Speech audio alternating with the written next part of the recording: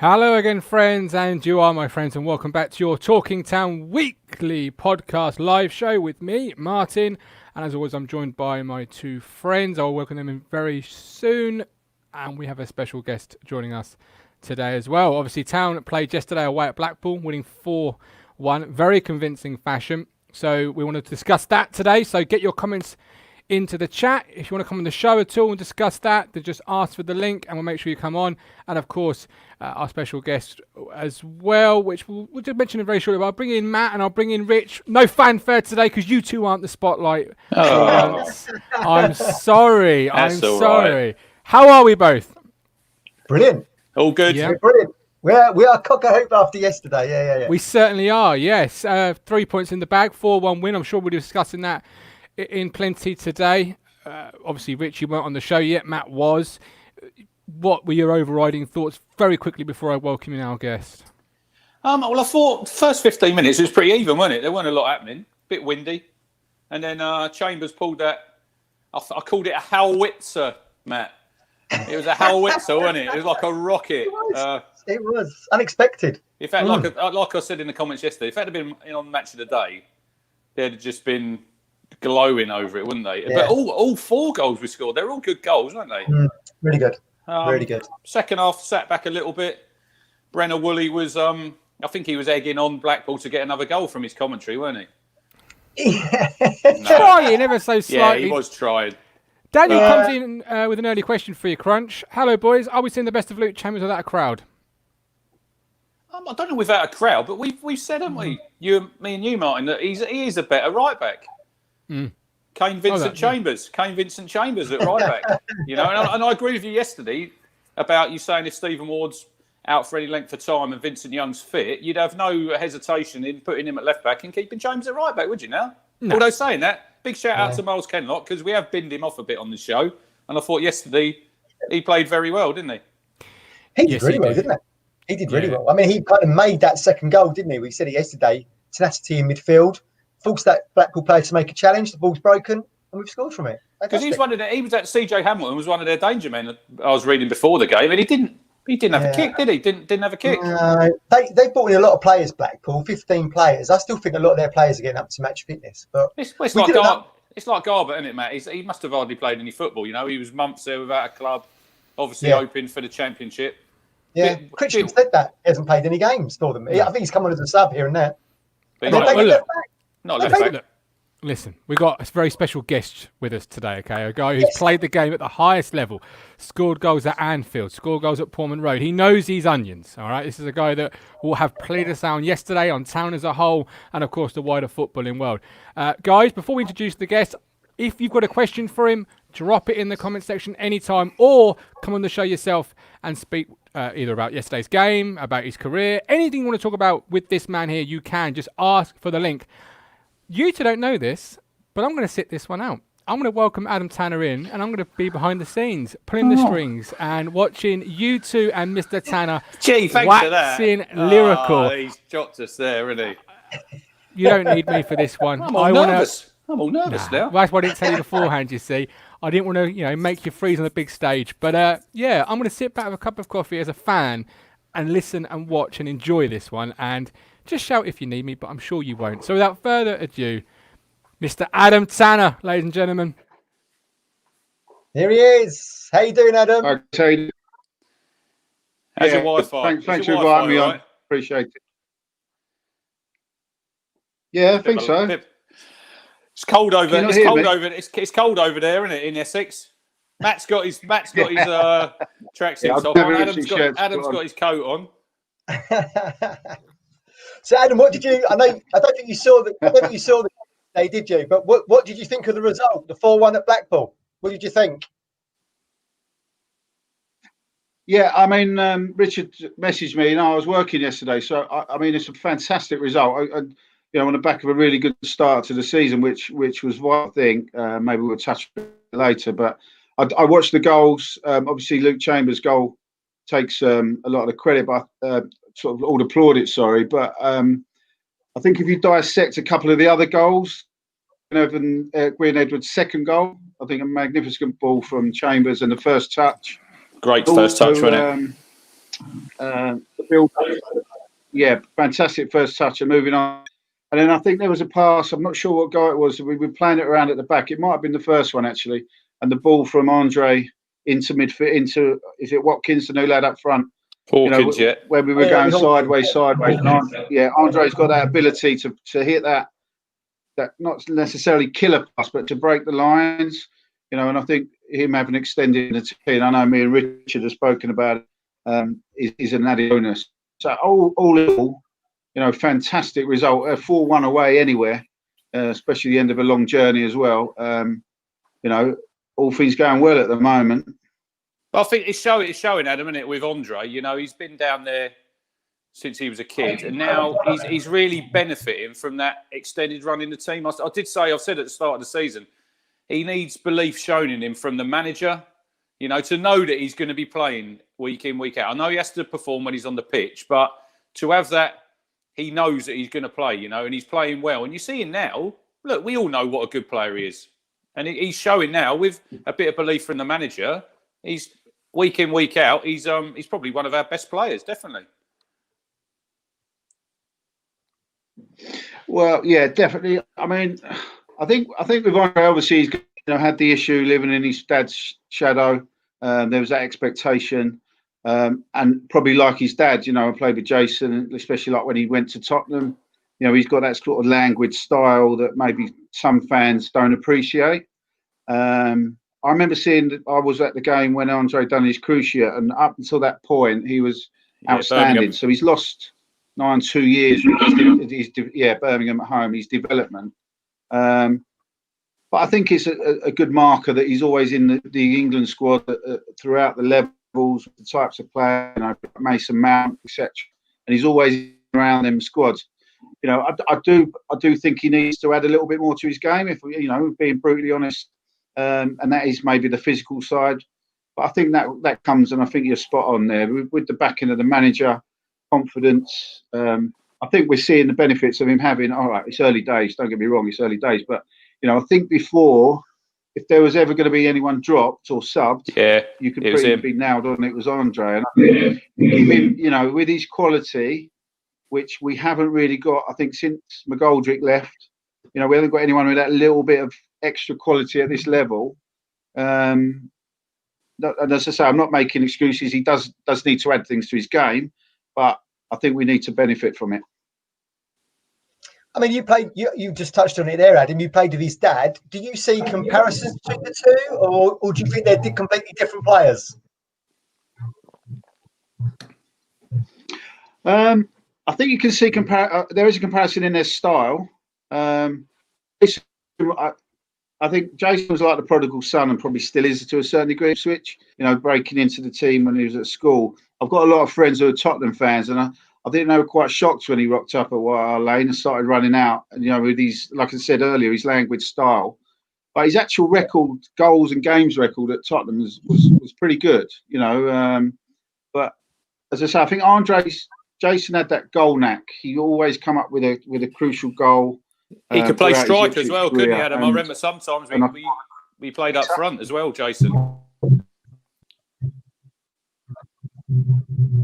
He was a very good striker. I think James Scowcroft took a lot out of Jason's game with his hold-up play.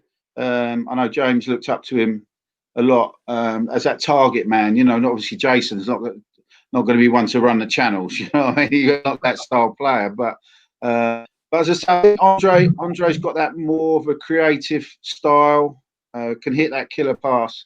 And I think if you actually watch him and see how many passes he tries to break the lines and move forward, which is a rare art, always on the back foot, looking to play forward, which it sounds a simple thing, but it's a thing. In the higher you go up, the players do it. It's like a habit that they always have.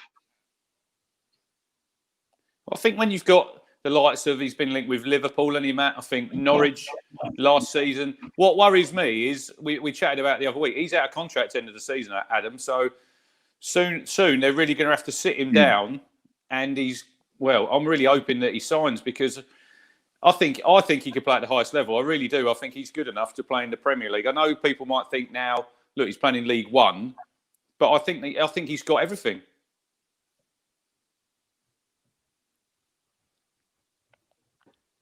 Yeah, and I tend to agree with you. I mean, it's got a long way to go. Don't get me wrong, to sort of be talking about going into a Liverpool team and things like that.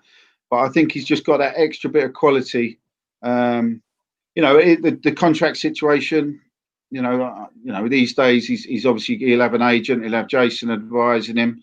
The money, I think we see with the Flynn Downs situation. You could really become an instant millionaire, and for a young lad, that's potentially really difficult to ignore. I think Ipswich would be wise to try and tie him down, whether it's possible. The more he plays and the more he plays, then there'll be the interest to be inevitable. I'd have thought, Matt, that he's probably going to, well, his dad as well, he's probably a big influence on him, seeing this season's like, if he's playing week in, week out, he's probably going to be more inclined to sign that new contract. Whereas before, like Adam said, he was always the first one. He'd be out the team. He'd play like 1 or 2 games, and then he'd be the full guy. Whereas now, he knows next week against Accrington, he's one of the first names on the team sheet. So for me, I just really hope that he can sign that contract, because if we get up this season, which we're all hoping that we do, he can play in the Championship easy. And we don't want him playing for another team. We want him playing for us. We're talking about big influences like Jason Dazelle, Adam. We've got a question from Daniel in the chat here. Who ruled the roost in the changing room when you were playing for Town? Who was the main man in the dressing room? You gonna say yourself? Well, no, not me. No. Well, I played with some really big characters. I mean, if I'm going in my early days, had like Steve Sedgley was captain.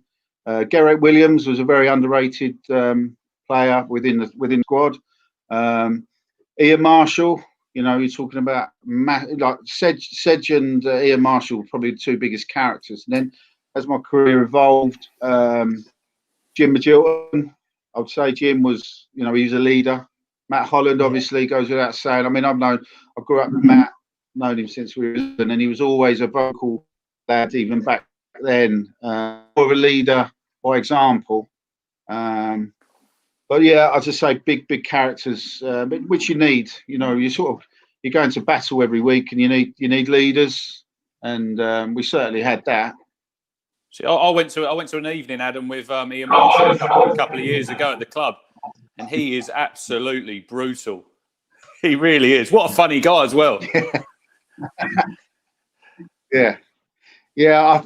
To be honest, I went to an ex-players dinner a few years back, and speaking to Simon Milton with me,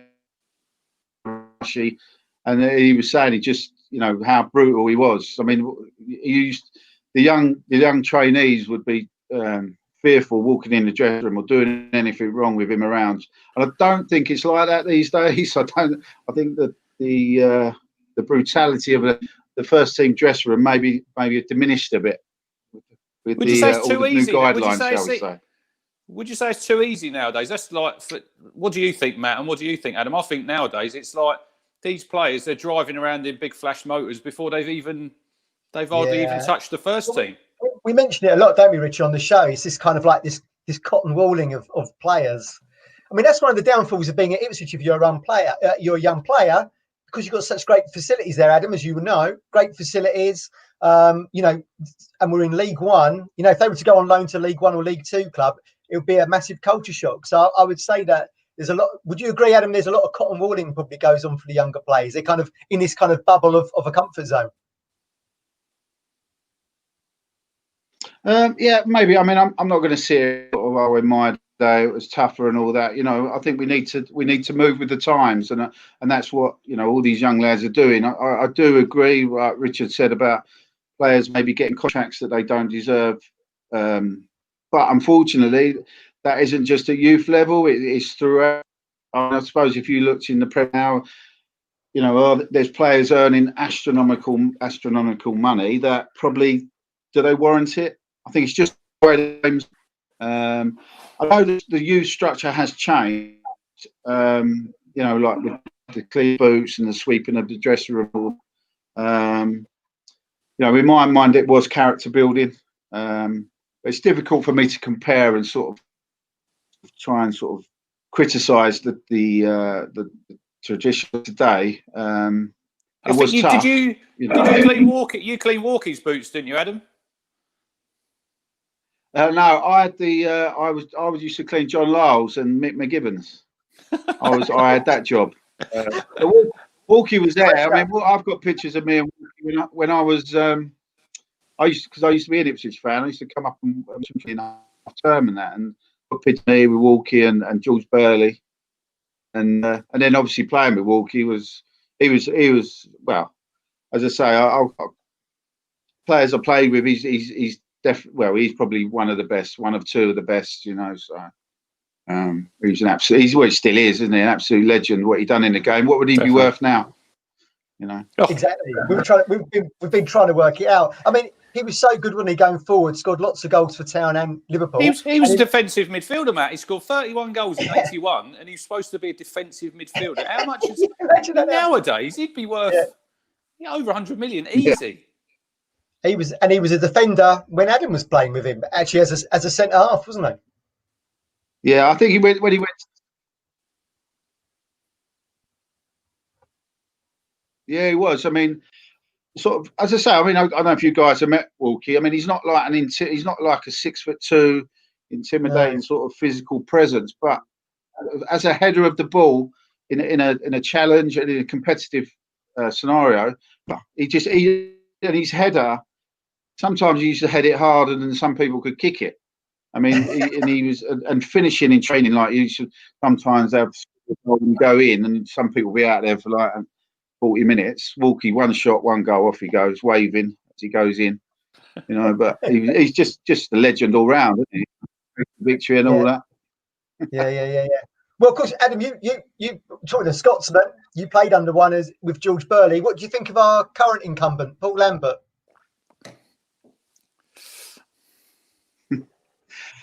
Well, look, as I say, I don't want to see it come on here and sort of be criticised too deep, because, you know, at the end of the day, I was in their position. But I think he's had a fantastic start. I think he may be lucky in a way that the crowds aren't in the ground, because I think it could be been quite toxic, especially Portman Road.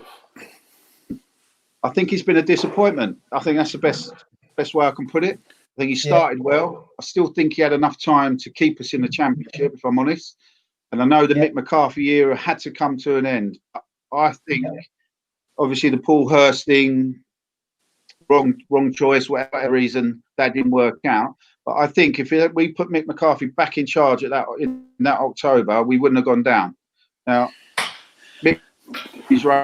The relationship had gone. That had to come to an end. Okay? I'm not saying that. I just think Paul Lambert has had enough time now, and I think he's had a fantastic start. So let's keep going. You know, we're not going to change him now. That's not going to happen. But I think he needs to. We need to be in and around automatic minimum for his tenure to be anywhere near a success. See, I agree with Adam there, because if you flip it back to when Mick came in, and I think we were bottom of the league, we were 7 points adrift, I think, Matt, weren't we?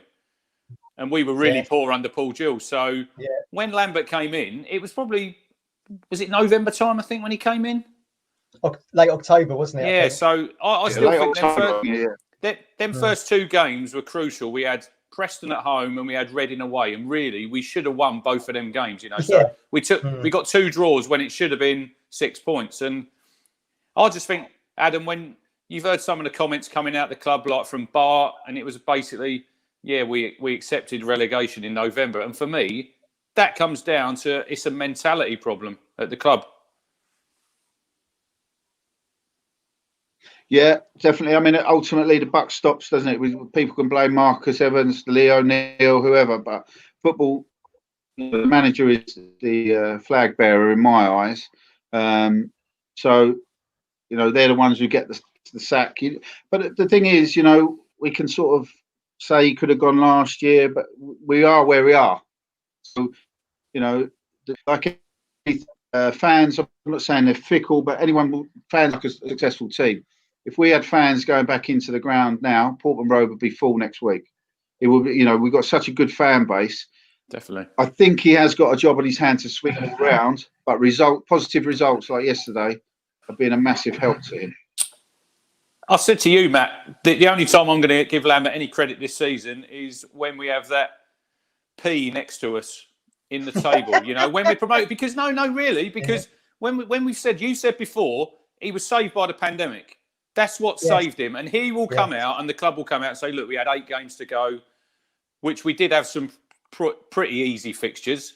They're not gimmies, but we had some games where we should have been picking up a good haul of points. But really, he should have got us out of the league last season with what he had available to him, the squad. And now he's proving now he's keeping the same team. He's got a way of playing.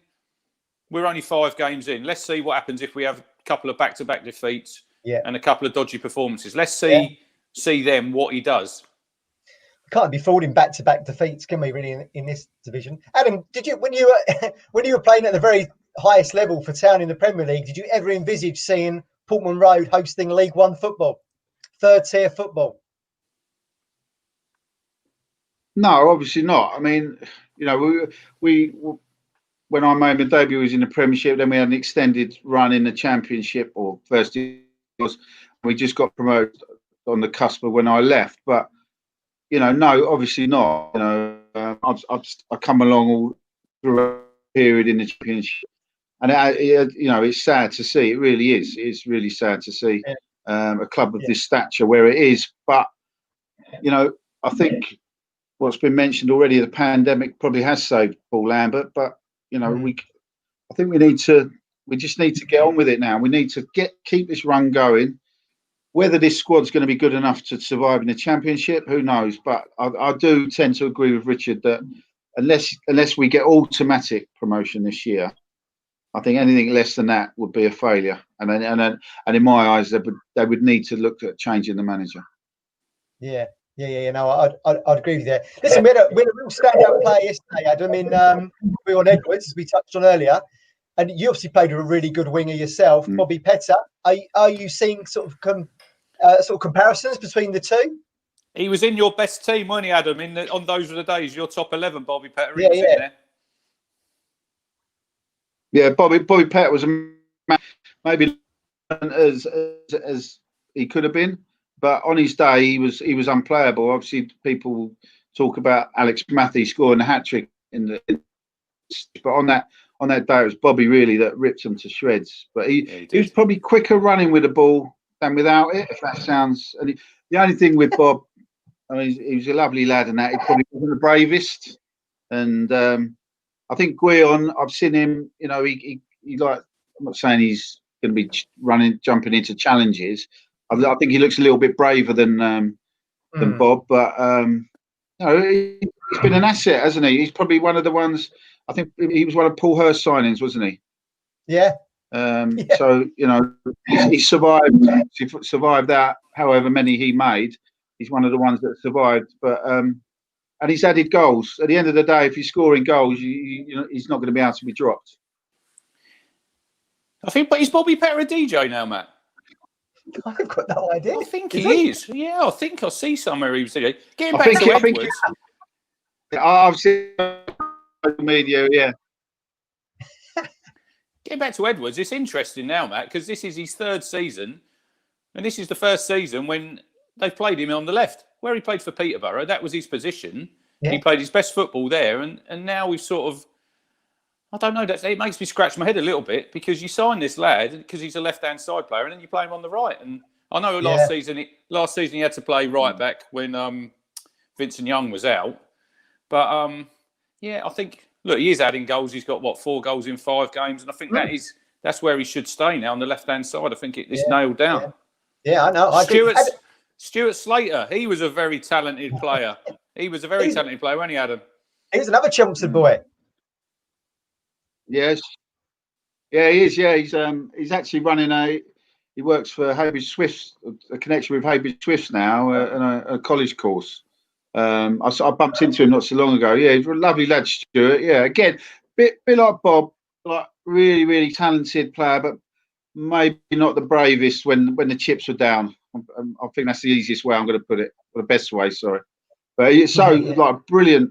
Like we used to have little 5-a-side competitions. We got the gym up at Portman Road, and you never used to get the ball off him. But like I say, I think with Stuart, if I was a manager playing against him, you get someone like, I don't know, Stuart Pearce to give him a whack in the first 5 minutes. I think Stuart would suddenly find himself over on the other wing. He was probably his best at West Ham, wasn't he, Matt? Stuart Slater. Yes, He played really well there, didn't he? Adam, in your experience, you see these players, like you say, Stuart Slater, fantastic in training. But was there? You'd have to mention any names here. But did you used to see players that were really good in training, but didn't really quite deliver on the match day for whatever reason? Well, I think certain players. I think the easiest way to say it, like football talent. Don't get me wrong, but especially when you're playing in front of crowds, it's about character as well. And you need to be a strong character. You need to be able, you need to be able to maybe shut that crowd noise out. When it's going great, things are easy. I think character building. Someone like Matt Holland, who maybe, isn't the most talented player, but you reliably will, if he hits a couple of stray passes, will still demand the ball. That's where that you need to have the talent and the character to tie in. And I think, you're resilient, you're tough, you're mentally strong. There's offsets to becoming a top class professional footballer. Another one I could mention, Jim Magilton, never shied away from getting the ball. If he give it away, he'd still be shouting. He'd be on the goal line about to tap it in, and he'd still be shouting that you should be passing it to him. But what I'm saying, he was like a winner and a leader, and so it's built in. I mean, I think coach. But yeah, as I say, there were. I think no one would be a professional footballer without a certain amount of talent. I think it's how far they go within the game. His character and mental strength is a big part. See, that's interesting what Adam says there about shutting out the noise with crowds. Do you think at the minute we've got no crowds? We've probably got to have no crowds all season. Do you think certain players at the minute are playing better? I'd say Toto Enciala for us. Last season, we wrote him off at Ipswich. He's come back and he's really impressed. And I think he's a guy, without no crowds there, if he made a stray pass, you get everyone a bit of a groan. He's got no pressure on him now. And I think with no crowds, I'm not saying he's the only one. I think it's benefiting him. I really do. Yeah, I think you could probably see it not just at our level, Premiership as well. All the way through. Maybe you're right. Yeah, I think there could be the element, but also I think it may take the edge off some other players who thrive on that. The crowd noise and the sort of relationship they get from that. So I think it can flip both ways. Yeah. What we're seeing there in the chat there, Andrew Arbon telling us that Dobra is going to be going on loan to Crawley by the looks of things. That's a League Two move. What do you think, Adam? He scored a blinding goal for us in the EFL Trophy in the week, and me and Rich were kind of calling for him to be in the squad, and now he's being shipped down to League Two. What do you think? Would you rather keep him? Would you think it'll be this character building in League Two? What do you think for Dobra? At the end of the day, if he's not going to play, he might as well go out on loan. So if Lambert's not got any immediate plans to involve him even on the bench, you're gonna stall his development by keeping him. You're going out to League Two, not ideal, but he's better off doing that than playing in the 23s. I saw the goal. I've heard a lot about this guy. I haven't seen enough of him to give you a real educated judgment, but I know a lot of people expecting good things from him. But if he's not going to play, go out and get some experience. I mean, the ideal one to sort of reference there is Wolfenden. No one had really heard of him. I think he grew up, become a man, so to speak, playing for Swindon, and now, all right, I know he's not got started yet through injury. I think a matter of time before he's back in.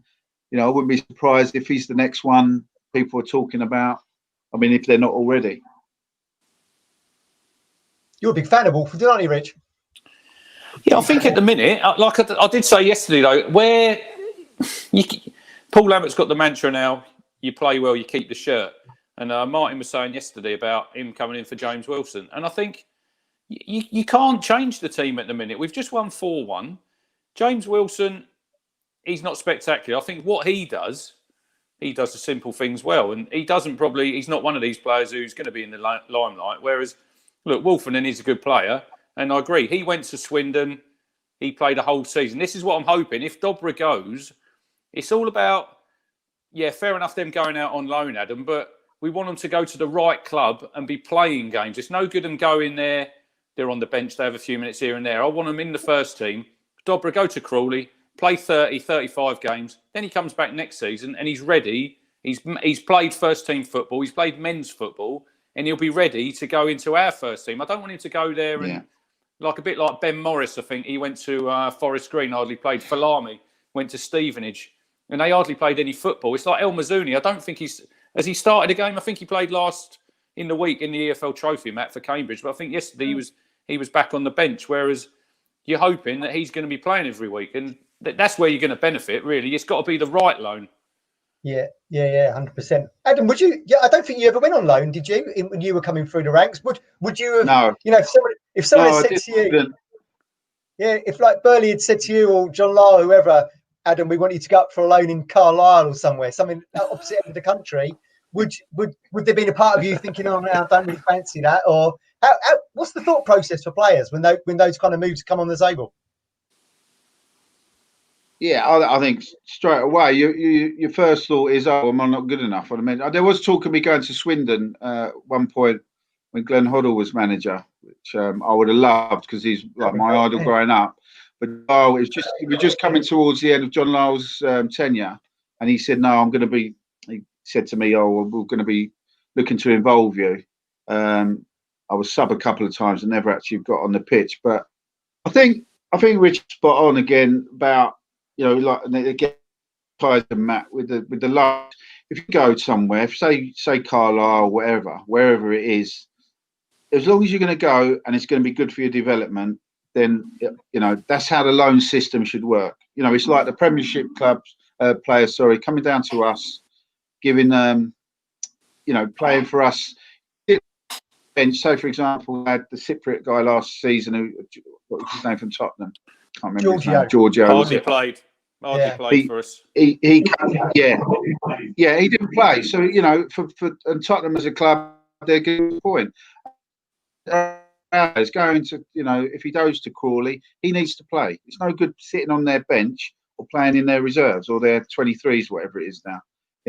So it's the loan system is built for that scenario, not to just be sitting in the stands. That's like McGuinness, Matt. McGuinness at us from Arsenal. He's coming on loan.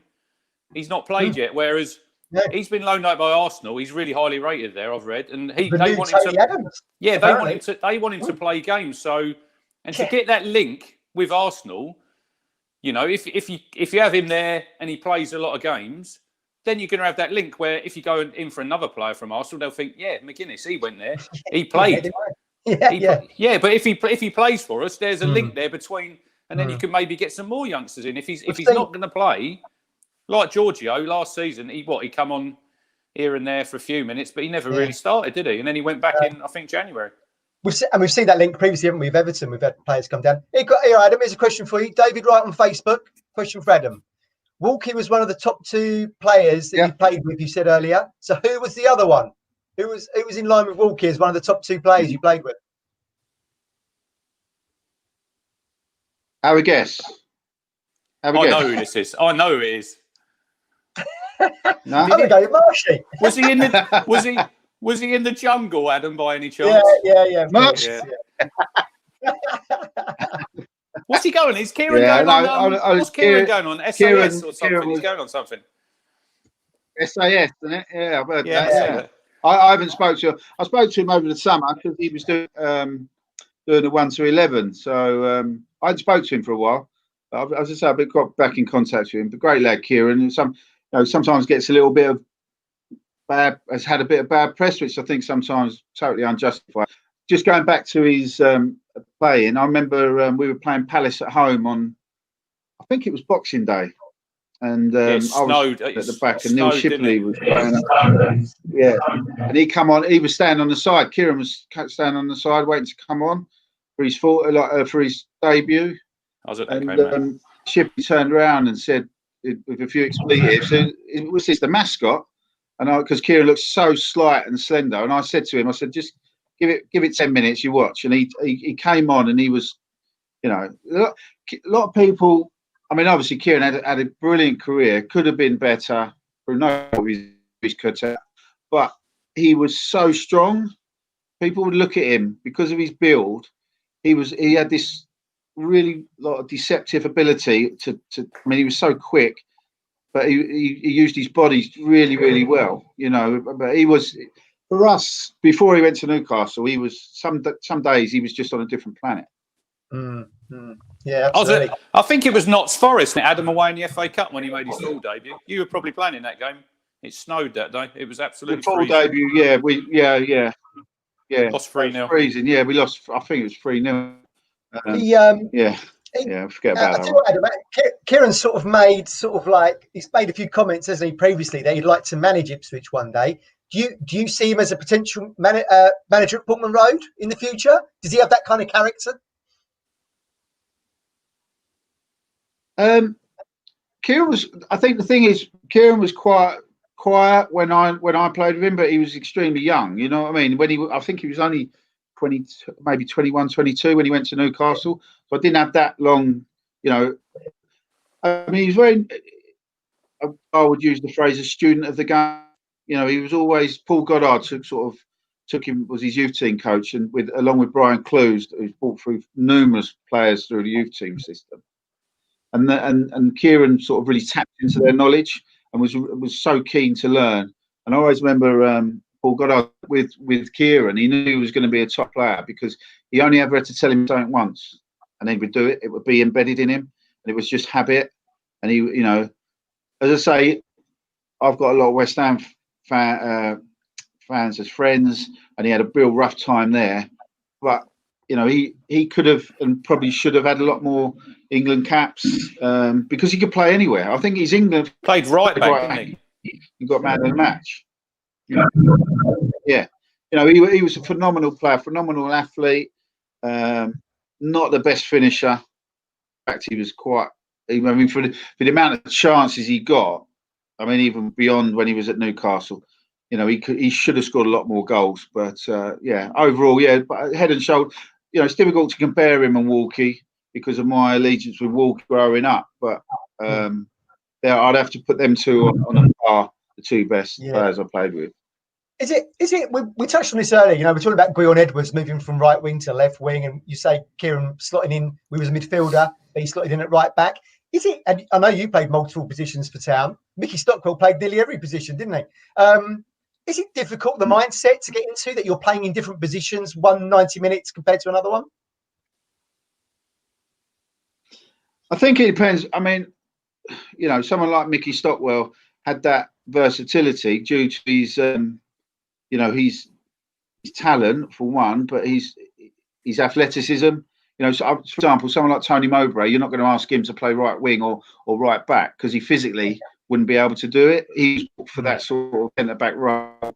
And don't get me wrong, he was absolutely amazing. You know, there's no detriment to him. I think if you've got that physical ability and also, you know, the technical ability, and you can play in various positions, it helps. But sometimes it can be, you know, it can curtail your career. I think, you know, players, because you don't ever embed yourself in one specific position. You're known as a utility player, and it can be to your detriment. That's like Ian Marshall. That was like going back to Marshy. He used to be a centre back, didn't he, at Oldham? And he played strikers, and that's why he come to Town in the end, because he fell out with Joe Royal because he wanted to play striker. I always remember that first game, Matt, when he scored at Oldham, and he done the old the pistols, didn't he, to Joe Royal when he scored and went running by him. Yeah. Here we go. I think Marshy fell out. I think Marshy fell out with everyone. It doesn't surprise me. Here we go, Adam. One Adam to another. Adam Flack. He was. I'd imagine he was. Go on. Adam Flack. One Adam to another. Friend of our show. Look, we're 40 minutes in. We haven't even got into this season yet, have we? Let's focus on this for a little bit. What on earth happened in the 94-95 season? 93 goals conceded. Was it a quality issue? Was it mentality? or were we just playing against some of the best strikers in Premier League history? Your Shearers, your Fowlers, your Ferdinands. Well, I think all you can All of sort of it. tap into all three of those, really. I mean, the quality. Yeah, I mean, we went on that bad run, didn't we? I mean, Mivan was manager around at the Christmas time. George came in. We had a couple of wins, and then there was the 9-0. You know, it's just. I mean, I think the golf Premiership now is massive between the Premiership and the Championship. And I think it was pretty similar back there. You know, we didn't have the funds. I mean, I remember the few games I played, you know, the sort of the household names you can reel off. You know, even Newcastle with the Beardsley and Beardsley, Ferdinand, Shearer. Oh, no, Shearer, sorry. Played Shearer at Blackburn. He scored a hat-trick. You know, it was just Blackburn. Yeah, they won the league that year. Yeah. With Sutton up front. I was looking at the team you played against when you won at Anfield. So I've got the team here, Matt. David James, Rob Jones, Phil Babb, John Scales, Stig Inge Bjornaby, Neil Ruddock, Jamie Redknapp, Michael Thomas, Steve McManaman, Ian Rush, and Robbie Fowler. Look at that lineup. Yeah. We'd never won there. We'd never won at Anfield, had we? There we go to the league.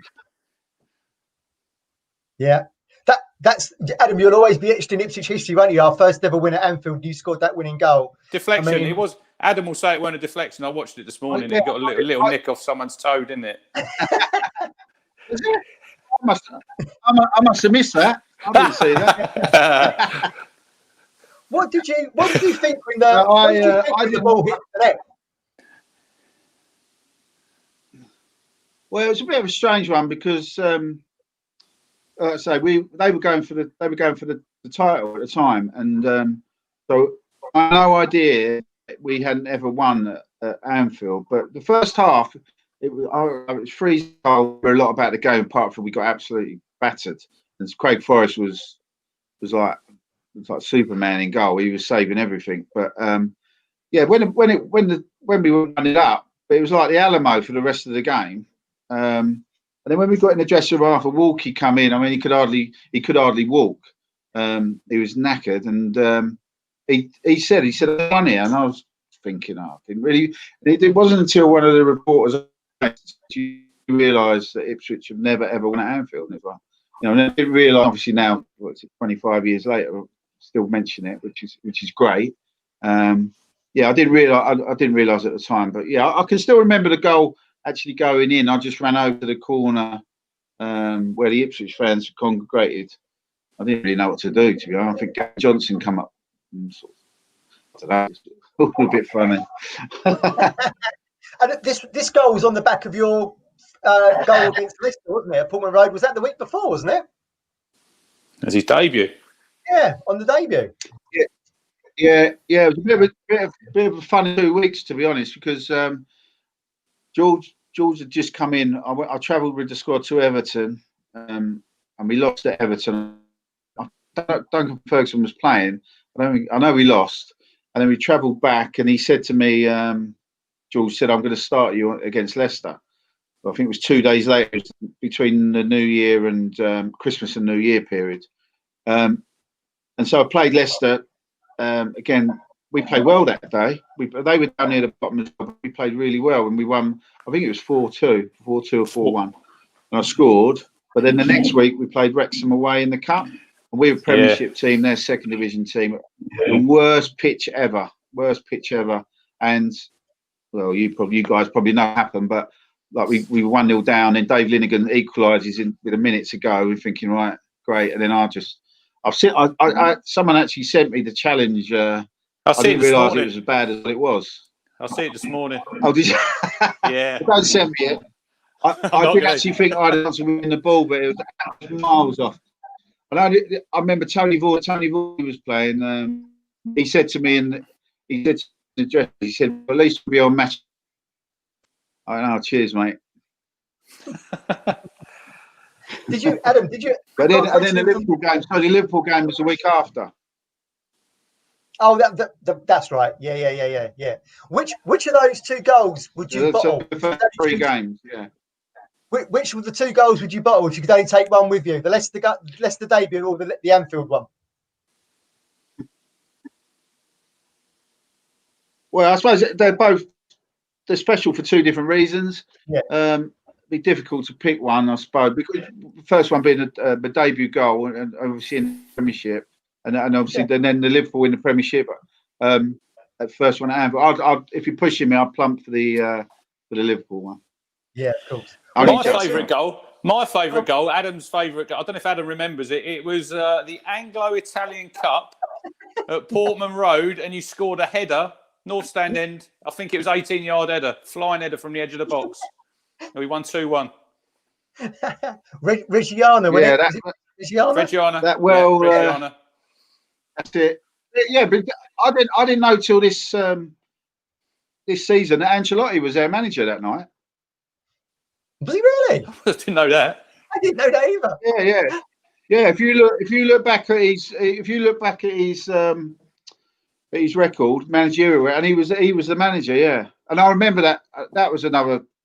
I was getting hammered by Burley because he said I wasn't getting forward enough. The truth be known, I was absolutely shattered. So, past the pitch first half, me and George Williams were in midfield, Garrett Williams, and I said to him, I said, "God," and George was shouting, and so I just sort of made a run, and I think it was Gus Uhlenbeek laid it back to Mickey Stockwell, crossed it in, and I just that probably is my favourite goal overall. That scored a header. That was a great header. Interesting. That came out as well. Yeah, we played. I think it was. Yeah, we another team in Italy that year, and Pirlo came on a sub. I don't know if you guys are aware of that. I can't remember who it was. Someone put the team sheet out, and Pirlo, he was a 17-year-old kid. He came on. That was when we nearly had to push up in a tunnel. Bam had to come down and sort them out. Well, we're talking about some great goals there. Nick Muller in the comments is asking us, Adam, have you ever scored an own goal? If so, what goes through your mind? I did actually score an own goal in pre-season, and it was, again, I always remember it because it was the lads who. It was a team North Shopping. I can't remember. It must have been Finland or Denmark, and I scored an own goal, and they announced it over the tannoy. First goal scorer for North Shopping, Adam Tanner, and Andy Stonner, and a few of the others absolutely ripped me for it. First goal scorer for North Shopping, Adam Tanner. Good old Danny. We've got another question for you, Adam, from Paul Hedger. How did you get on well with George Burley? Mm-hmm. Gave you your debut, obviously. yeah, I did. I honestly did. He was. I'll be forever grateful to him for giving me my debut. And I, I've got nothing but praise for George. He's been was brilliant for me. I think he evolved as a manager from when he first came in to when I left, which was probably 4 years. There was a big difference, and I think he then went on to do even better. I was invited back to the club this year, 25th anniversary of the Liverpool goal, and George was in the director's box with me, and I had a good chat with him. Got really well. Nothing but respect for George Burley. So I think that's one of my favourite times watching Ipswich, Matt, under George Burley, because it was like every year, wasn't it? We were improving, just missing out on the playoffs, and then we'd make another signing. Yeah. And in the end, it was just. I think you left, didn't you, Adam? Was that the start of the season, 99-2000, when you went to Peterborough and you left when we got promoted that year? Yeah, I left the transfer window when Mark Stewart joined. I had about 3 weeks with Marcus, so it was that year. So when we won the playoffs, so I hadn't played that year. I had injuries, and I wasn't probably focusing as much as I should have. And yeah, I didn't play that season, but that's the year they went up. But yeah, Marcus come in. That was a massive difference, him coming in. Yeah, phenomenal player, wasn't he? One question I've always wanted to ask, Adam, On the back of I know you didn't play in this game, the 9-0 at Old Trafford. What was the mood round the training ground? The 48 hours that followed that game.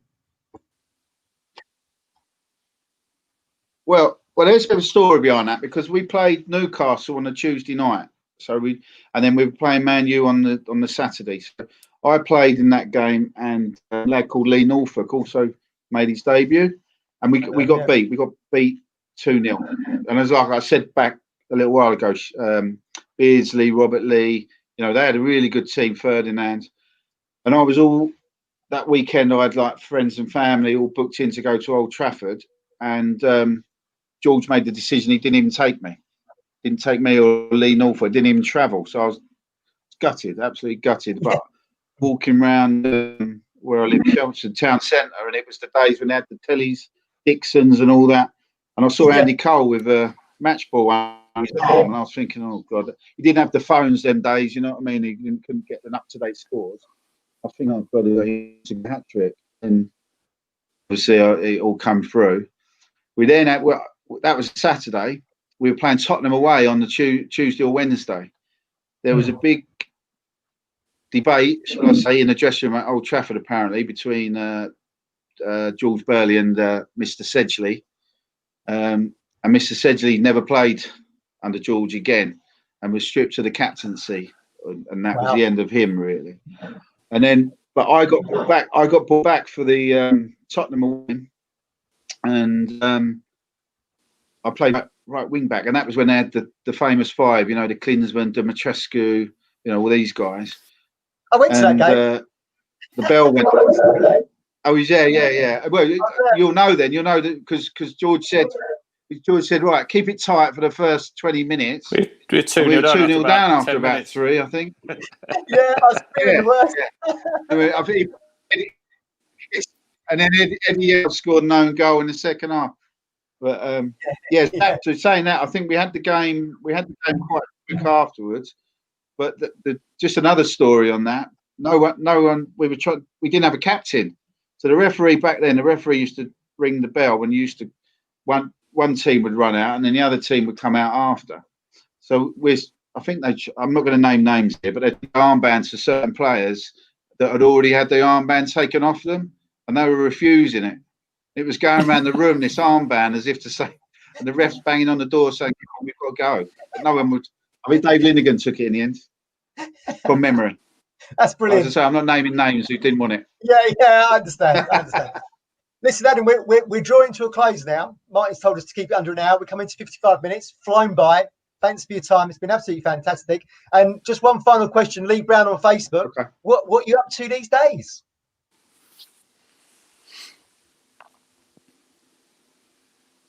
I'm a mortgage broker now for a company called Countrywide. So I'm based in Chelmsford. So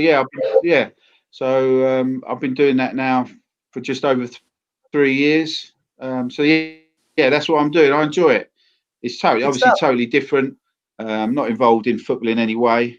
But I'm enjoying it. So if anyone wants any mortgages or remortgage advice, feel free to give me a shout. Yeah, drop you a line at Countrywide. There you go. Yeah, fantastic. Martin, do you want to come back in? Here he comes. Here I am. Here I am. He looks refreshed. That was phenomenal. I really enjoyed that chat. I was giggling and laughing away at some of the comments coming in and some of the things you guys were saying. Superb. So really nice to have you on the show, Adam. And hopefully we can make it happen again, and you can come on throughout the season and give us your expert take on it. Yeah, brilliant. Perfect. Thanks a lot, Adam. Thanks a lot, mate. Really good. Look after yourself. And top man, Adam. Yeah. I'd love that. Yeah, I'll say. Thank you. Okay. Cheers, guys. Thanks a lot. Bye. Cheers, Ed.